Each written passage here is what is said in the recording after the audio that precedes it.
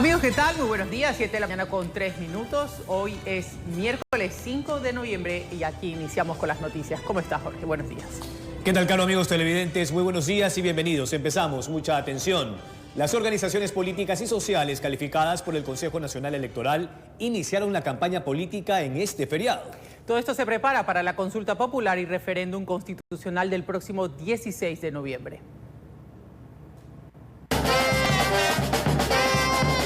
Este sábado 1 de noviembre arrancó la campaña política de cara a la consulta popular y referéndum constitucional del próximo 16 de noviembre. ¡Todo sí! ¡Todo sí!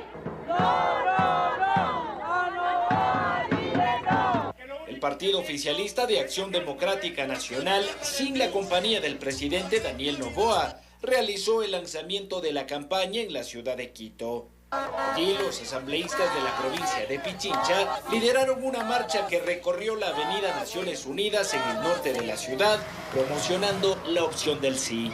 Necesitamos que los ciudadanos conozcan la importancia de una nueva constituyente, de por qué unas bases extranjeras en el país, por qué la reducción del presupuesto a los partidos políticos y también el número de asambleístas. Lo que vamos a hacer es a visitar y motivar a todos los líderes y ciudadanos en general. Durante la jornada, el bloque de gobierno enfatizó en la necesidad de convocar a una nueva asamblea constituyente en Ecuador. Esta interrogante, reconocen los partidarios de Noboa, es la pregunta del millón. Luego viene la pregunta del millón. La pregunta que si queremos o no queremos tener una nueva constitución. Estamos cansados de la constitución actual que tenemos, que es garantista de los delincuentes, no de los ciudadanos. Le decimos sí a la educación, le decimos sí a la seguridad. Lejos del hipercentro de Quito, en el centro histórico de la ciudad, la coalición de organizaciones que promueven el no lanzó su campaña política, con la cual se rechaza la totalidad de las preguntas impulsadas por Noboa. Se juega el futuro de la patria, el futuro del Ecuador. Estamos llegando puerta a puerta para decirle no a Noboa y derrotarle este 16 de noviembre. Las organizaciones sociales que participaron del evento también creen que la convocatoria a una asamblea constituyente es la pregunta central de la próxima elección. Líderes sindicales y gremiales aseguran que el gobierno estaría buscando anular conquistas sociales labradas durante décadas. En la campaña anterior dijo que no iba a topar el IES y sin embargo ahora quiere sacar el tema de salud. La campaña política, según lo estableció el Consejo Nacional Electoral, se extenderá hasta el próximo 13 de noviembre, informó Álvaro Terán. Bien, mucha atención a esta noticia. Hace pocas horas el presidente Daniel Noboa ha emitido un nuevo decreto para establecer un estado de excepción en 5 provincias de la costa del país. Estas son Guayas, Santa Elena, Los Ríos y El Oro, así como en los cantones La Maná, en el caso de la provincia de Cotopaxi, y Las Naves y Echeandía, en Bolívar, por la causa de grave conmoción interna. Esta es la última decisión en materia de seguridad por parte del presidente Daniel Noboa. Este estado de excepción durará 60 días en el contexto de la campaña electoral por la consulta popular referéndum 2025. Y hoy el Consejo Nacional Electoral iniciará la distribución del material electoral a escala nacional. Las autoridades de ese organismo supervisaron la elaboración de los kits para constatar que no existan inconvenientes.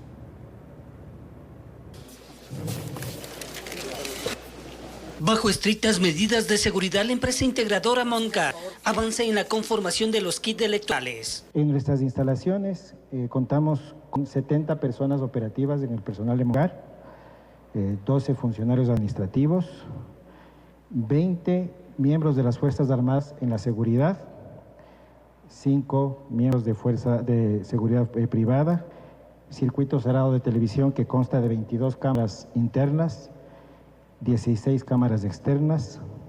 Hasta el lugar en Pifo, ubicado en el nororiente de Quito, llegaron autoridades del Consejo Nacional Electoral, CNE, para verificar que no exista ninguna irregularidad.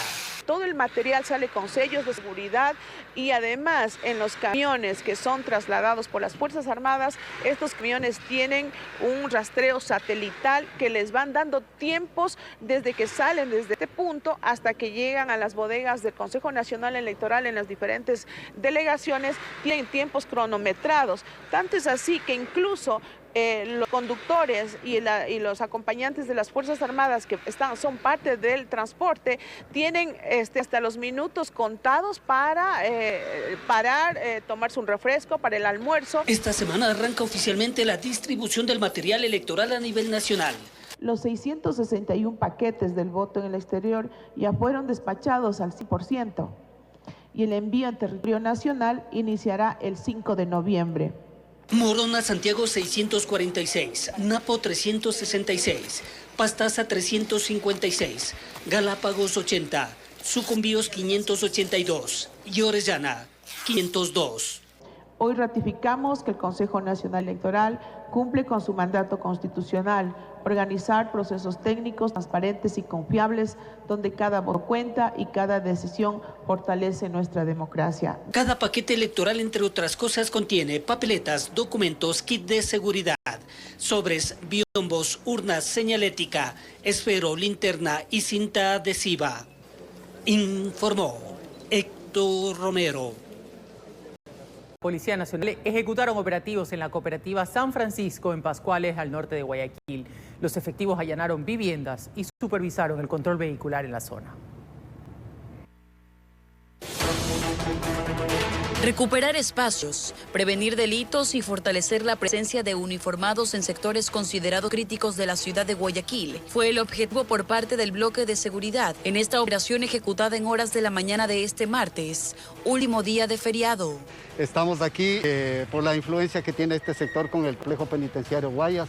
Consideramos que es una zona de interés e influencia de los grupos delincuenciales organizados que operan generalmente en este sector con mucha violencia. Las intervenciones se registraron en la cooperativa San Francisco en Pascuales. Los uniformados allanaron viviendas y realizaron operativos preventivos a conductores de motocicletas y buses. El despliegue masivo en este sector. Aproximadamente 600 personal militar profesional están distribuidos en los diferentes sectores de esta población. Hemos dado mucho énfasis en ciertas viviendas que no prestan iguales condiciones o tienen otras características diferentes a la población que está aquí. Entonces hemos enfatizado en esas viviendas que posiblemente estén relacionadas con algún tipo de actividad ilícita. Como resultado, lograron la detección y destrucción de un sistema de videovigilancia, presuntamente utilizado por grupos criminales para el monitoreo de movimientos policiales y militares en la zona, además del decomiso de 3 celulares, 108 sobres de sustancias sujetas a fiscalización y un cartucho de saquete, informó Amy Moreno. Con 21 minutos, durante el feriado, 2 hombres fueron asesinados en la ciudad de La Floresta 2, al sur de Guayaquil. Allí está José Morales para los detalles. Adelante, Pepe, buen día. Gracias, Jorge. Amigos televidentes, sí, nosotros ubicados a esta hora de la mañana desde Floresta 2 en el sur de Guayaquil. Aquí, este 1 de noviembre, se produjo el crimen, el asesinato de 2 ciudadanos, 2 caballeros que permanecían en este sector, en esta zona, cuando fueron sorprendidos por 4 sujetos, por lo menos de lo que se alcanzó a observar a través de las cámaras de vigilancia de este sector. 4 sujetos sobre 2 motocicletas quienes procedieron a atacarlos. Nuestra compañera Amy Moreno ha preparado en detalles el siguiente reporte para que conozcamos qué fue lo que ocurrió aquel 1 de noviembre. Vamos.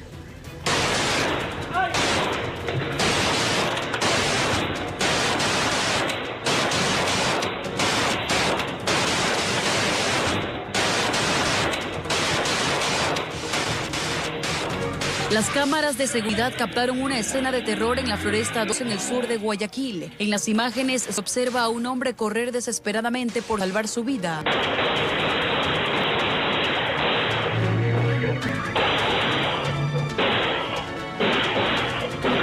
Mientras 2 sujetos armados lo perseguían. Segundos después, los disparos rompieron la tranquilidad de la tarde. 2 hombres fueron acribillados.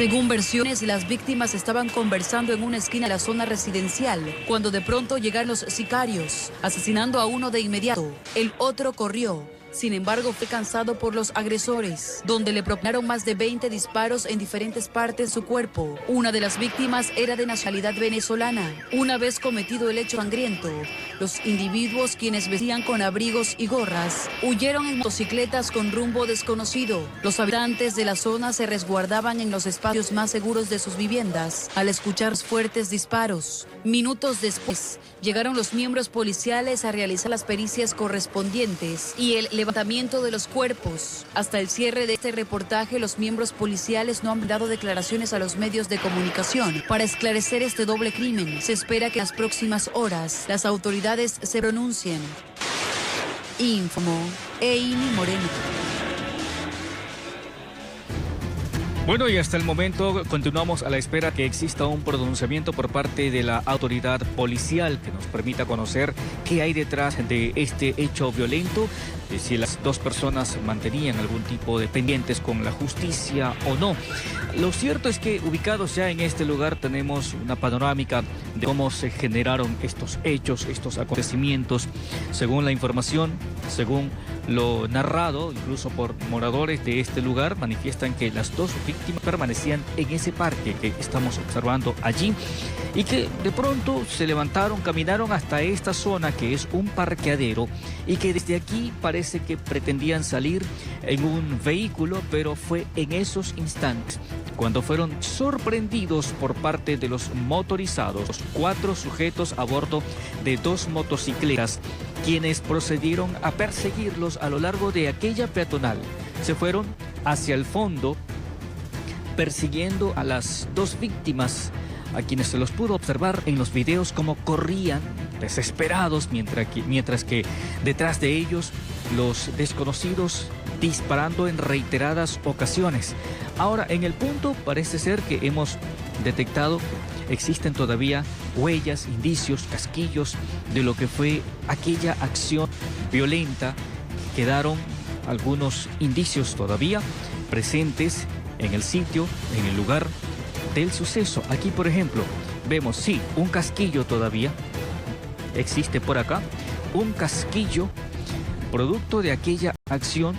De lo que se puede observar, parecería ser casquillo calibre 9 milímetros de los que se utilizaron para acabar con la existencia de aquellos 2 caballeros. A pesar de que ya estamos en el 5º día de este mes de noviembre, todavía podemos observar la existencia de este casquillo producto de aquella acción violenta. Y como decíamos, los 2 caballeros corrieron en esos instantes por sus vidas tratando de salvarse. Sin embargo, atacaron al primero, que se fue largo por esta peatonal hacia el fondo, y luego el segundo ciudadano. Parece ser que el caballero pensó que los pistoleros ya habían abandonado este parqueadero, se habían ido atrás de una de las víctimas. Pensó que ya no volverían hasta este punto, y es cuando se observa al ciudadano que regresa por otra de las peatonales, y es allí cuando los asesinos lo vieron, lo interceptaron y procedieron a dispararle. De hecho, las cámaras captan el instante en el que este segundo caballero, ya agotado, sin energía y herido de bala, termina cayendo al pie de uno de los vehículos que se encontraba parqueado aquí en este punto, y esa acción fue aprovechada ya por los sujetos armados, quienes se acercaron para rematarlo mientras el ciudadano permanecía en el piso. Sí, allí ya lograron acabar por fin con el ciudadano, lograron el cometido que ellos tenían en mente, la misión que ellos traían de acabar con la existencia de estos 2 ciudadanos. De lo que se conoce, de lo que se pudo incluso apreciar, parece ser que ya estos sujetos tenían vistos a sus 2 víctimas, pero parece que no los atacaban todavía en esos momentos, en vista de que había gran presencia de ciudadanos en el parque donde ellos se encontraban. Y fue el instante en el que se movieron, en el que cruzaron la calle hasta este parqueadero, que aprovecharon para proceder a atacarlos y perseguirlos de la forma como ya se pudo observar a través de las imágenes. Así, compañeros, amigos televidentes, las novedades, los hechos, las acciones en torno a este nuevo suceso violento registrado en la ciudad de Guayaquil. Con esto, vamos a estudio. Ustedes con más. Gracias, José Morales, por ese informe. Continuamos. 34 minutos, la campaña electoral por la consulta popular y referéndum 2025 ha empezado este fin de semana en medio de un feriado largo de 4 días. Para analizar este tema hemos invitado al asambleísta por Guayas de ADN, Andrés Gushmer. ¿Cómo le va, asambleísta? Bienvenido. ¿Qué tal, Jorge? ¿Cómo están? Un abrazo muy grande para todos. Ahora, asambleísta, ¿cuál es la percepción que ustedes tienen en ADN desde el oficialismo en torno a esta campaña electoral? Porque claro, hay estadísticas, hay encuestas que ya han trascendido. Más adelante vamos a hacer el análisis pregunta por pregunta. Son 4 preguntas en total. En torno a si el sí podría tener más del 50%, que es lo que exige el Código de la Democracia. A ver, nosotros creo que acá lo que estamos haciendo es transmitiéndole a la gente que esta no es una consulta popular política, esta no es una consulta del gobierno, esta es una consulta en donde lo que buscamos es que la voz de la gente se escuche. Creo que no hay un momento más puro en la democracia que ir directamente a solucionar los problemas. Aquí la gente no tendrá la necesidad de utilizar intermediarios para que se solucionen muchos de los problemas que estarán planteados en esa papeleta, pero que comprendan que esto no es una disputa política. Es más, creería yo que en los temas trascendentales que estamos preguntando y que la gente contestará, deberíamos comprender que no debería existir divisiones políticas, ni siquiera divisiones ideológicas, que acá lo que queremos es que la gente pueda vivir mejor. Y si me preguntas, yo creo que la sensación que existe es generalizada, no solamente en Guayas o en Guayaquil, que es la ciudad en donde a lo mejor más nos movemos los asambleístas elegidos por este territorio, sino también en Pichincha. Estuve este feriado unos días en Imbabura, en Ibarra, en Otavalo, en Cotacachi.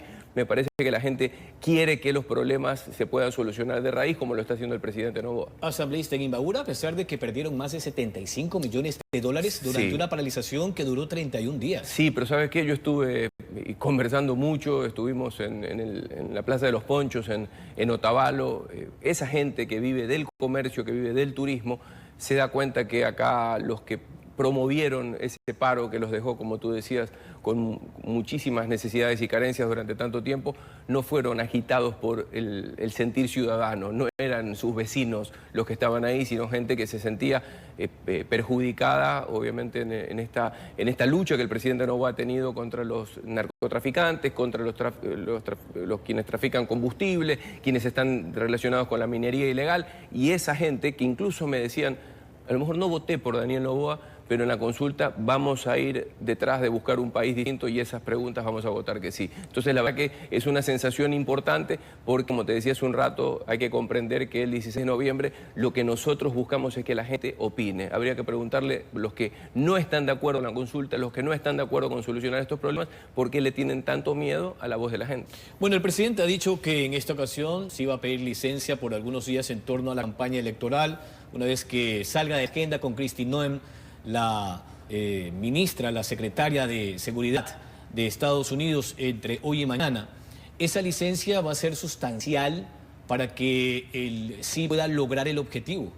A ver, yo lo que creo es que el presidente Noboa lidera un país en donde no se promete un cambio, sino que se lo está haciendo. Acá el nuevo Ecuador, que todavía sabemos que estamos enfrentando muchos residuos del viejo país, porque es fácil sacar a quienes manejaron durante décadas a su antojo el Ecuador. Sabemos que no va a ser sencillo, pero lo importante es que la gente identifique que esa persona que está liderando justamente estas propuestas para darle herramientas a la gente para que decida, no que el gobierno tenga más herramientas, no, sino que la gente pueda decidir. Yo creo que la gente se percibe perfectamente que Daniel Noboa es quien está ordenando el Estado, quien está limpiando el sistema y quien está enfrentando a la delincuencia desde todos sus sectores, porque esto no es un tema de enfrentar a los delincuentes que te roban en el barrio, sino también a los cientos de delincuentes de camisa y corbata que se han robado la plata de los ecuatorianos durante tanto tiempo. Asambleísta, veamos los números. De inmediato vamos a ver un cuadro que se ha publicado por parte de la encuestadora Clima Social, una de las autorizadas por el CNE. En la pregunta A sobre la instalación de las bases extranjeras, el sí tiene el 38% frente al no con el 43%, es decir, está adelante el no. En la pregunta B, la eliminación de los fondos o el financiamiento público a los partidos políticos, 52% el sí, 30% el no. La pregunta C sobre la disminución del número de asambleístas, el 66%, el más alto, frente al 20% del no, y la Asamblea Nacional Constituyente, el 48% frente al 30%. ¿Esos números evidencian lo que está pasando en la calle o no precisamente, asambleísta? A ver, lo que pasa es que las encuestas, y lo dice siempre el presidente Noboa, si nos hubiésemos confiado en las encuestas, a lo mejor Daniel Noboa ni se hubiese lanzado a ser presidente. Es el resultado de lo que la gente termina eligiendo, y lo que hoy nos estamos dando cuenta es que la mayoría de los ecuatorianos lo que quieren es un país distinto, y el único que está liderando una propuesta de un país diferente es el presidente Noboa. Lo estamos haciendo nosotros desde la Asamblea, evidentemente también, pero acá la verdadera voz cantante es la del presidente, y estoy convencido que las 4 preguntas, ahora estamos viendo una sola opinión de una encuestadora, pero las 4 preguntas tendrán apoyo mayoritario, comprendiendo que es muy, pero muy importante que conversen y se informen perfectamente sobre cuál es el fondo de cada una de las preguntas y cuál es la realidad, y no se dejen a lo mejor marear. Hace un rato, y eres testigo, venía una persona acá del canal y nos decía que le habían dicho que las bases militares de operación americana se iban a instalar en Galápagos, cosa que es completamente falso. Son noticias que quieren infundar justamente para generar desestabilización, pero la cooperación internacional llegará con bases extranjeras, militares y de otras índoles a diferentes partes del país. Las bases militares, el presidente ha dicho de entrada que podrían estar en Salinas y en Manta, aprovechando una infraestructura ya existente, pero podemos tener cooperación internacional para solucionar muchísimos otros problemas, y eso es lo que nosotros buscamos, que si existe un problema transnacional tan grave como es el narcoterrorismo y la delincuencia que nos está golpeando y nos está encerrando cada vez más en nuestros barrios, en nuestras casas, que cierran los negocios, ¿cómo no podemos pedir colaboración internacional? Y me parece importante, le señalabas hace un rato, la presencia de la Secretaria Nacional de Seguridad de los Estados Unidos, una reunión directa con el presidente para demostrar que existe confianza en el Ecuador, y hacia donde queremos ir es justamente un país de paz, un país de justicia, en donde los delincuentes estén donde tienen que estar, en la cárcel. El apoyo estadounidense o de cualquier otro país, porque no se especifica que sea de determinada nación, sino simplemente extranjera, esa base militar, ¿permitiría que las cifras poco a poco vayan cambiando, asambleísta? Porque hoy lo que se conoce es que se han cometido más de 7.500 muertes violentas en el país. Guayas lidera con 3.335 y alcanzaríamos una tasa en el estándar internacional de 50 muertes violentas por cada 100.000 habitantes. Eso se había logrado bajar el año pasado al 39% en esa tasa. ¿Qué es lo que ha sucedido? A ver, la realidad es que hay muchos delincuentes y muchos asesinos que desgraciadamente por este sistema, que también es importante señalar que lo podemos cambiar, y ojalá lleguemos pronto a la posibilidad de tener una nueva Asamblea Constituyente para modificar una constitución garantista de los delincuentes. Muchos de esos crímenes son cometidos por los mismos delincuentes, asesinos, violadores, extorsionadores, secuestradores, que entran y salen. ¿Por qué? Por un sistema que está desgraciadamente muy sucio, con jueces corruptos. No puedo generalizar que todos sean así, pero a lo mejor muchos de ellos también terminan decidiendo fruto de la presión y de la extorsión que reciben o las amenazas que puedan recibir justamente de los grupos delictivos, pero lo que nosotros creemos es que un cambio en el sistema lo que va a hacer que el delincuente que cometa un crimen no lo va a repetir. Tiene que estar dentro de la cárcel, tendrá que pagar por sus penas que incluso pueden ser mucho mayores y que podrían incluso tener una visión distinta en relación a los criminales, a la edad de los criminales para cometer estos crímenes atroces que tú señalabas hace un rato, pero la única manera de hacerlo es cambiando una constitución que le dé los derechos y las garantías a la gente, no a los delincuentes. En torno a las propuestas, si es que se instala la Asamblea Nacional Constituyente, el presidente ha hablado del sistema de salud del IES, que debería pasar al Ministerio de Salud Pública.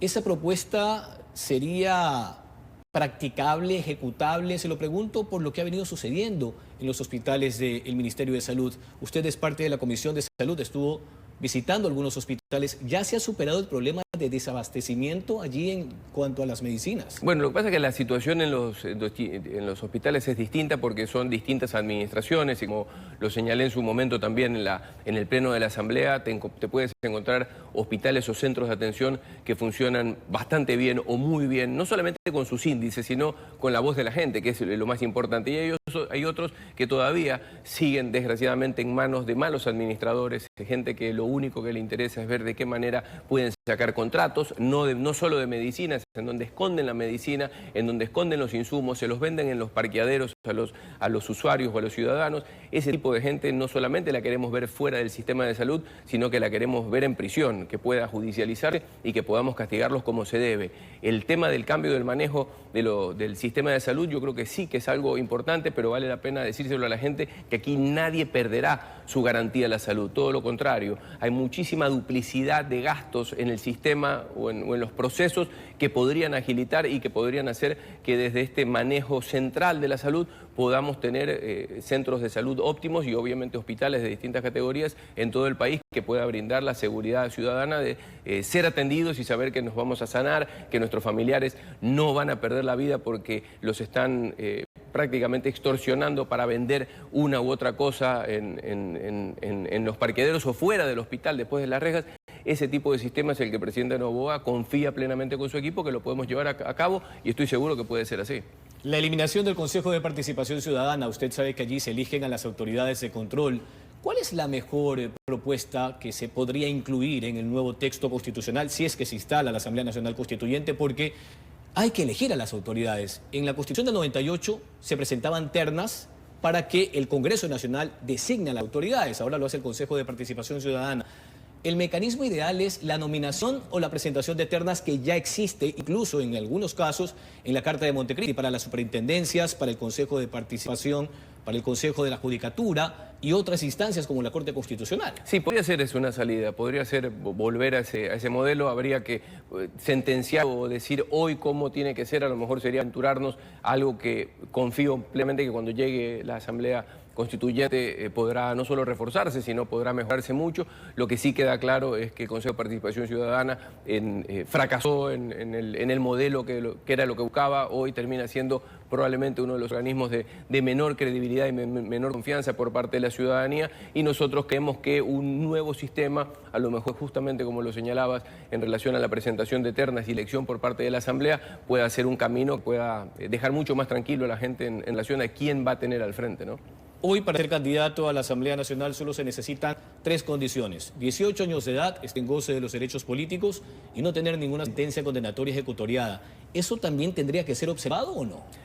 Mire, yo creo que todas las medidas o todos los procesos que puedan elevar las características de los asambleístas, incluso de los funcionarios públicos, siempre pueden perfeccionarse y podríamos decir que van a ser en beneficio de la ciudadanía. Nosotros creemos, y por eso una de las preguntas que hablabas hace un rato tiene que ver con la reducción del número de asambleístas, en donde confiamos que esto no se trata de un tema de cantidad, sino de calidad. Nosotros creemos que con menos se puede contar con mejor calidad de asambleístas y que den mejores resultados. Acá no solo se traduce en plata, que también es importante, porque hay muchísimos recursos que pueden ahorrarse de asambleístas que no solamente no suman, sino que restan. Desgraciadamente esa es la realidad. Yo lo he dicho en algunas oportunidades en el Pleno, que de qué manera miran a la cara a los ciudadanos que les pidieron el voto cuando estamos legislando, cuando estamos trabajando, cuando estamos interviniendo, más aún cuando estamos votando por soluciones para la gente y terminan oponiéndose. Por eso te digo que no solamente no es que suman, sino que nadan en contra, restan en beneficio de las soluciones que necesitan las familias ecuatorianas, y es ahí en donde nosotros confiamos que una asamblea con menor número de asambleístas, pero con mejor calidad, puede traerle mejores resultados al país. Asambleísta, la del estribo. Hace poco el presidente decía que ya tenía algunos nombres para postularlos en el caso de que se instale la Asamblea Nacional Constituyente. Decía que una mujer lideraría la lista nacional y que hay otros nombres más. ¿Usted está en esa lista?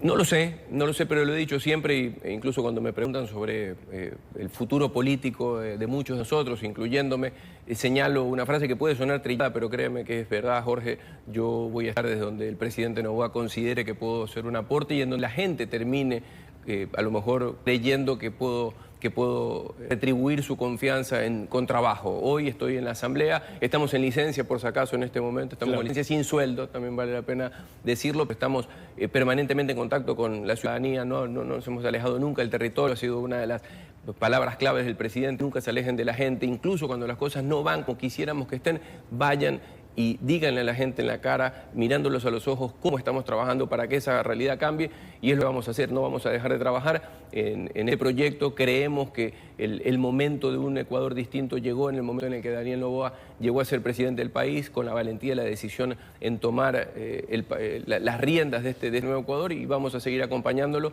desde donde él decida. Agradecemos la comparecencia del asambleísta por Guayas de ADE, Andrés Guzmán. Ha hablado de lo que pasa en el día a día en la campaña, está con licencia sin sueldo en la Asamblea Nacional, y que pese a los datos de algunas encuestadoras, tienen la firme convicción que van a superar el 50% en cada una de las 4 preguntas. Son las 7 de la mañana con 50 minutos, así concluimos la entrevista del día. Vamos a una pausa comercial. Descanso, y muchos de ustedes seguro armando ya la Navidad, Jorge. Así es, de inmediato viene la noticia en la comunidad. Excelente inicio de miércoles.